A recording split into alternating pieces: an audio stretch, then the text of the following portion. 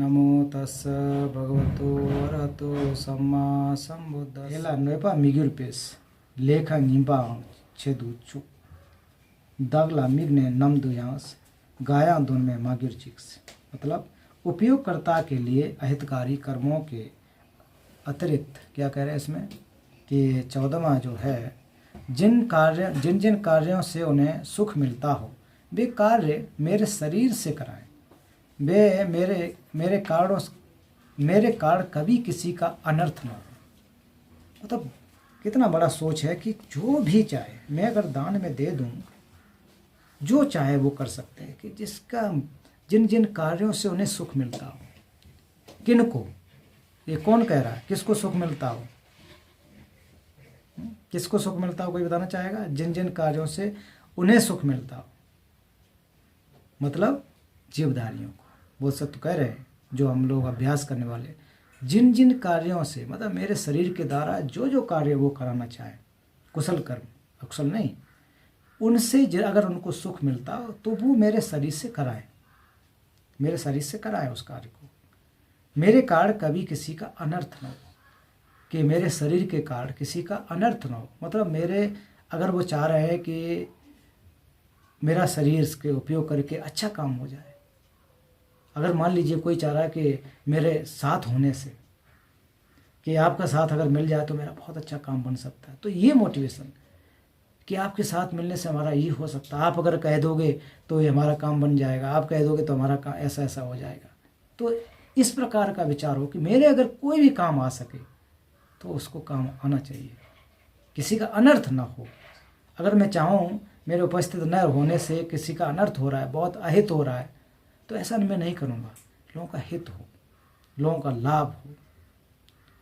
जिनका मन मेरे कारण क्रुद्ध या प्रसन्न हो उनके लिए वही सर्वार्थ सिद्ध का कारण हो। कह रहे हैं कि जिनका मन मेरे कारण क्रुद्ध या प्रसन्न हो, मतलब ऐसा भी हो सकता है कि किसी के लोगों में क्रुद्ध भी हो सकता है, कोई बोधसत्व तो है तो उसके विरुद्ध गुस्सा भी हो सकता है, प्रसन्न भी हो सकता है। हम लोग जैसे कि आज के समय में देख सकते हैं कि बहुत सारे ऐसे लोग हैं कि परम पावन जी को देख करके एक प्रकार से बहुत ज़्यादा प्रसन्न हो जाते हैं, खुश हो जाते हैं, दर्शन मात्र से जीवन बदल जाता है।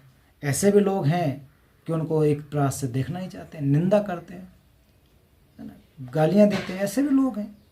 तो ऐसे भी लोग हैं, ऐसा कुछ नहीं है कि जिनका मन मेरे कारण क्रुद्ध या प्रसन्न, मतलब मेरे कारण अगर मान लीजिए किसी में गुस्सा भी आ रही है तो उनके लिए वही सर्वार्थ सिद्ध का कारण हो।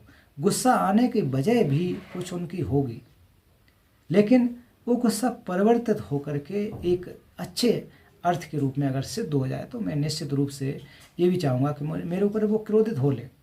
कह रहे हैं कि अगर मेरे ऊपर किसी को गुस्सा करने से लाभ हो रहा है, मान लीजिए वकील साहब को मेरे ऊपर गुस्सा करने से कुछ लाभ हो रहा है, अच्छा लाभ हो रहा है, तो कर लें, कोई दिक्कत नहीं है। ऐसा मेरा विचार होना चाहिए। ठीक है, अगर उनको लाभ हो रहा है तो आप गुस्सा कीजिए, आपका हित हो। लेकिन आपके क्रोधित मेरे ऊपर होने से अगर अहित हो रहा है तो फिर आप मत कीजिए। अगर हो रहा है लाभ तो कीजिए, सुख प्राप्त हो रहा है, आपको तसल्ली मिल रही है, तब भी आप जो अभ्यास कर सकते हैं, उनके कार्ड बन जाए। तो कह रहे हैं कि बोध सत्व का इस प्रकार का मोटिवेशन, चाहे अच्छे में हो बुरे में हो, किसी भी प्रकार से लोगों का अहित नहीं होना चाहिए, नुकसान नहीं होना चाहिए।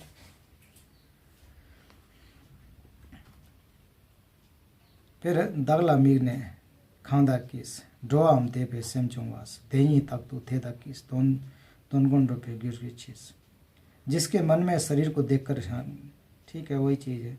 खांदा दाला खासिर रम सेंदा नेपा छेपा देसिन छोका तोंग यांग गिर्स थमचे झंझो कल दिन गिर्स। तब यहाँ पर लास्ट में ये देखिए क्या कह रहे हैं कि जो मेरे निंदक होंगे और जो भी आपके अपकारी होंगे तथा और भी जो उपहासकर्ता आदि होंगे वे सब बोध लाभी हों।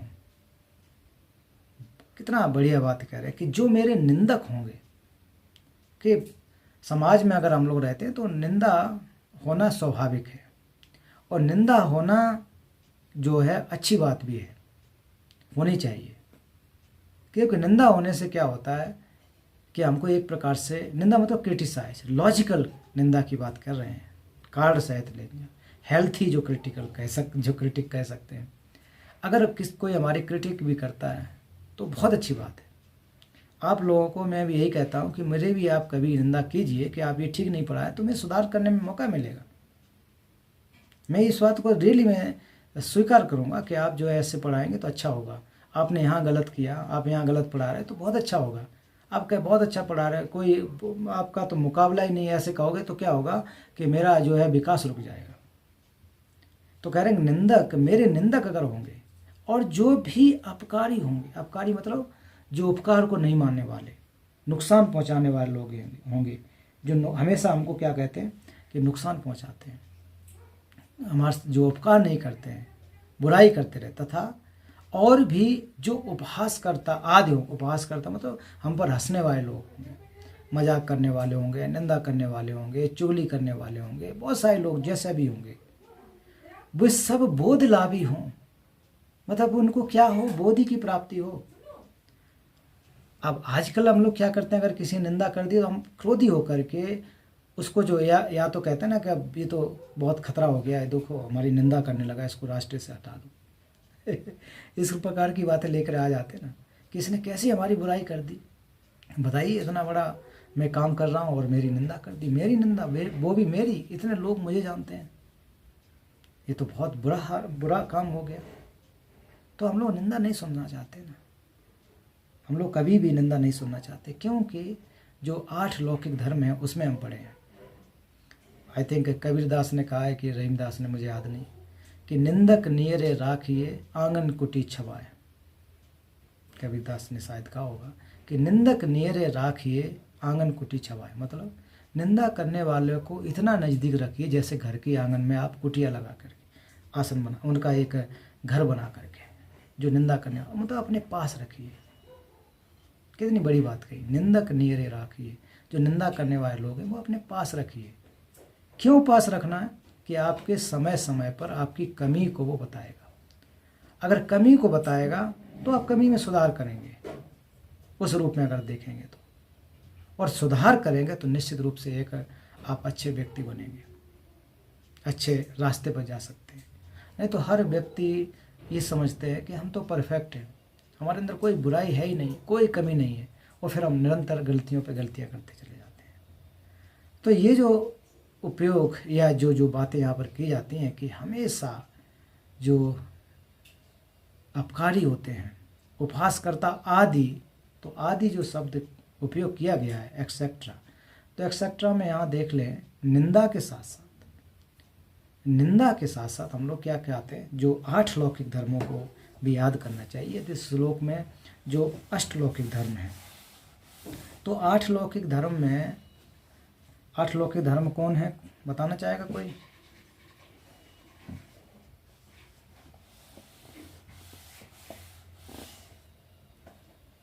इसमें सुख दुख है, लाभ हानि हाँ है, वकील साहब, सुख दुख, सुख दुख हो गया, ओके, और लाभी हानि, 2 4, यश अपयश, यस अपयस, और निंदा प्रशंसा। Very good very good.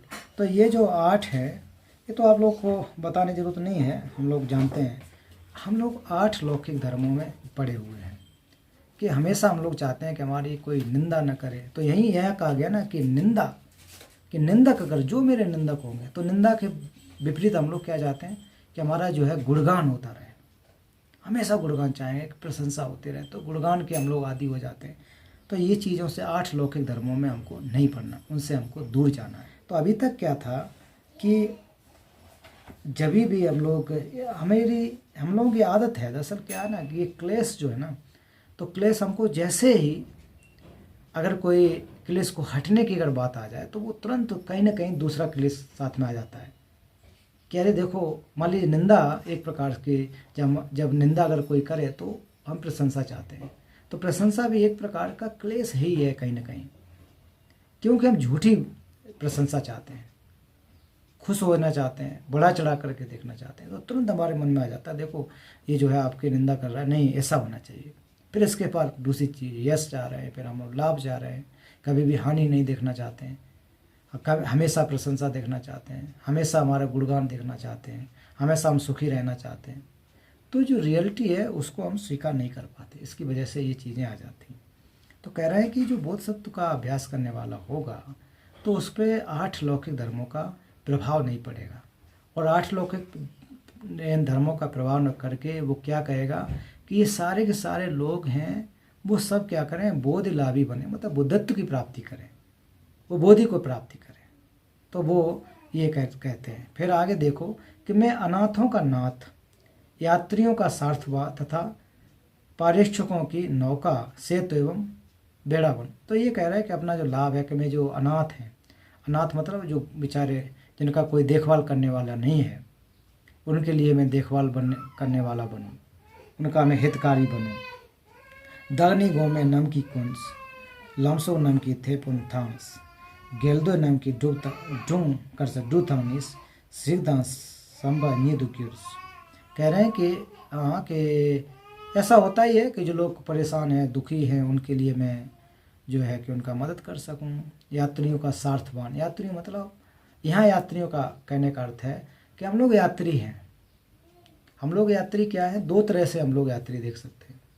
एक तो इस भवचक्र में हम यात्री हैं, हम लोग यात्री तो हैं, कुछ समय तक रहते हैं और फिर चले जाते हैं। जैसे हम लोग कहीं घूमने जाते हैं, कुछ समय के लिए गए फिर चले गए, ऐसा तो है नहीं कि हम लोग हमेशा के लिए आ रहे हैं। तो इस भवचक्र में भी जो क्लेश की वजह से हम बार बार आते हैं शरीर को लेकर के, तो शरीर को क्या परिभाषा दिया गया, लाइक ए गेस्ट हाउस, और चित्त को कैसा कहा गया कि गेस्ट की तरह। तो गेस्ट आएगा और उस घर में रहेगा, चला जाएगा। हम लोग जब घूमने जाते हैं कहीं तो कमरा लेते हैं, होटल में रहते हैं, होटल में रहने के वापस चले जाते हैं। ऐसा तो है नहीं कि होटल भी नाम लिखा के चले जाते हैं या फिर होटल को भी साथ लेके आ जाते हैं, ऐसा नहीं होता ना, क्योंकि हमारा वो काम नहीं है, हमें तो अपना वहाँ पर गुजारा करना है समय के लिए, क्षणिक समय के लिए, भी चले जाते हैं। उसी प्रकार से इस शरीर में चित्त विराजमान है, तो चित्त का कार्य ये है कि हम इस शरीर पर रह करके बुद्धत्व की प्राप्ति कर सकें, क्लेश से मुक्त हो सकें। बिना शरीर के आश्रित नहीं होगा ना, तो उस पर हमें शरीर पे आश्रित होकर के बुद्धत्व की प्राप्ति कर सकें। तो हम लोग यात्री हैं देखा जाए तो यात्रियों का सार्थ वाहन, मतलब जो यात्री है, हम लोग भवचक्र में जो चले जा रहे हैं तो उसमें सारथी बने, सहयोगी बने। सहयोग कैसे, भवचक्र से निकालने के लिए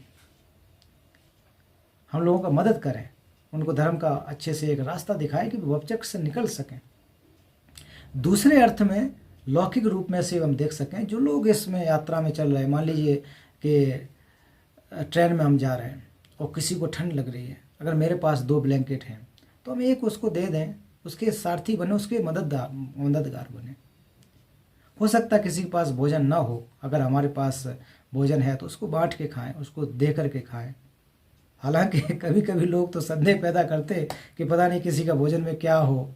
खैर, आपका अगर मोटिवेशन होगा तो फिर ऐसा नहीं होता है, लेकिन हमें कहने का अर्थ है कि हम जो है उनके सहयोगी बने उनकी यात्रा में, चाहे वो धार्मिक यात्रा हो चाहे ये लौकिक यात्रा हो, जिसमें उसमें साथी बने। अनाथों को नाथों के रूप में भी हम लोग धार्मिक तरीके से, मतलब जो हम लोग जो जिनको रास्ता दिखाने वाले नहीं हैं, धर्म को रास्ता दिखाने वाले नहीं, उसके हम धर्म को रास्ता दिखाने वाले बने, इस रूप में देख सकते हैं।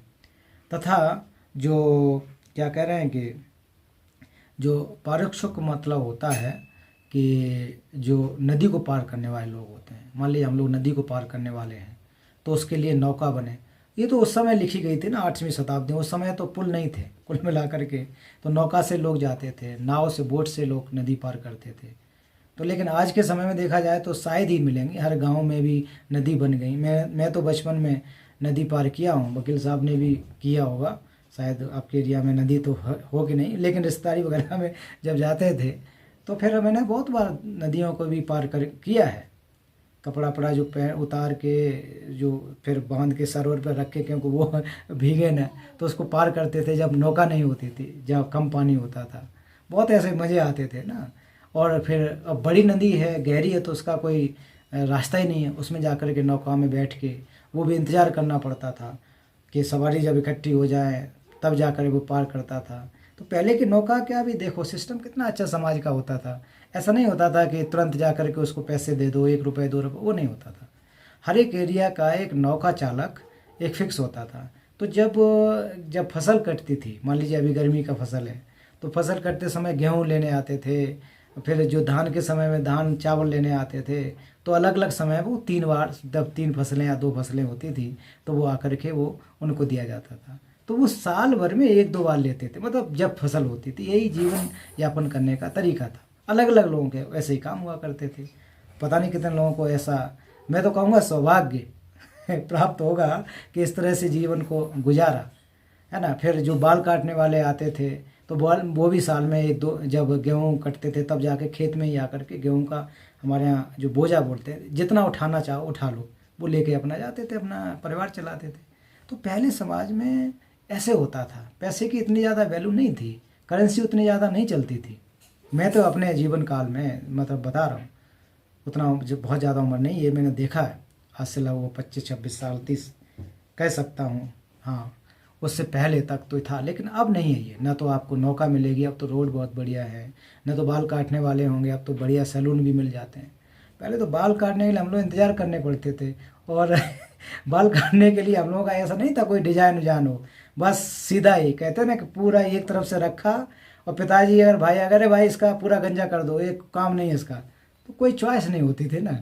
तो कुछ भी चॉइस नहीं, स्कूल में भी जाना है, अब कुछ कर भी नहीं सकते थे, और सुविधा भी नहीं थी। वो भी 6 महीने में, 3 महीने में, 4 महीने में एक बार बाल काटने वाले आते थे, क्योंकि उनको पूरे गांव में और गांव में भी लोगों के पास जाना होता था। हर एक गांव में काम होते थे, शादी ब्याह में जाना होता था, तो कहाँ मौका मिलता था। तो इस तरह से चलते थे, या कभी कभी घर वाले ही अपने हिसाब से काट देते थे। ऐसा भी होता था, कैंची पकड़ के जैसा काटना है, कहीं इधर जा रहा है कहीं उधर, वो फ़र्क ही नहीं है। तो कहने का मतलब आजकल क्या क्या चला हुआ है ना। तो ये तो खैर जस्ट ये पुरानी बातें याद आ गई। तो कह रहा हूँ कि मैं जो है उन लोगों के नाव से बात आ गई कि नाव चलाने वाले, कि उनके लिए वे सहयोगी बन सकूं, मतलब ऐसे जो भवचक्र रूपी नदी है उससे मैं पार करा सकूं। सेतु एवं बेड़ा, सेतु मतलब पुल, तो वह बेड़ा बन सकूं। बेड़ा का मतलब होता है कि जो जहाज़ जो होते हैं ना, जो इसको हम पोर्ट कहते हैं, पोर्ट बन सकूं। तो सब की तरह से मैं बन सकूं। कुल मिलाकर भवचक्र से निकालने के लिए, सहयोग करने के लिए उनका मैं हितकारी बन सकूं, ऐसा कह रहे हैं। फिर कह रहे हैं कि दीपार्थियों का मैं दीप, सयार्थियों की मैं सैया, तथा दासार्थियों का मैं दास हूँ। दीपार्थ मतलब दीपक, अर्थी मतलब चाहने वाले। तो जो दीपक को चाहने वाले का दीप, दीपक को कौन चाहेगा जहाँ अंधकार होगा, मतलब प्रकाश को चाहने वाले लोगों के लिए प्रकाश बन सकूं। अगर कहीं जो कि अंधेरा है, तो अंधेरे में अगर हम दीपक रखते हैं तो वहाँ प्रकाश हो जाता है, लाइट आ जाती है, वहाँ से लोग देख सकते हैं। तो हम लोग कैसे बन सकते हैं? ऐसा तो है नहीं कि हम लोग वहाँ पहुँच के शरीर में से प्रकाश निकलने लगा, ऐसा नहीं है। कहते हैं कि एक उम्मीद की किरण बन सकें, जो उम्मीद चाह रहे हैं हमसे, उनके लिए प्रकाश रूपी हम किरण बन सकूं। सयार्थी मतलब सोने का जो आसन है, उनके लिए आसन बन सकूं। और दासार्थियों के लिए जो दास हैं, जो बेचारे जो जो एक प्रकार से एक स्लेव्स हैं, जो बंदी बना के रखे हुए, उनके लिए भी मैं दास बन सकूं, उनका भी मैं नौकर बन सकूं। देखिए, मतलब जेल में जो दास प्रथा पहले थी, आज भी कहीं होगी, गुलामी की तो जो लोग गुलाम बना कर रह रहे हैं, उनके ऊपर तो इतना ज़्यादा कष्ट है भी, तो मैं भी उनका गुलाम बन सकूं, मतलब उनके कष्टों को मैं अपने आप ले सकूं।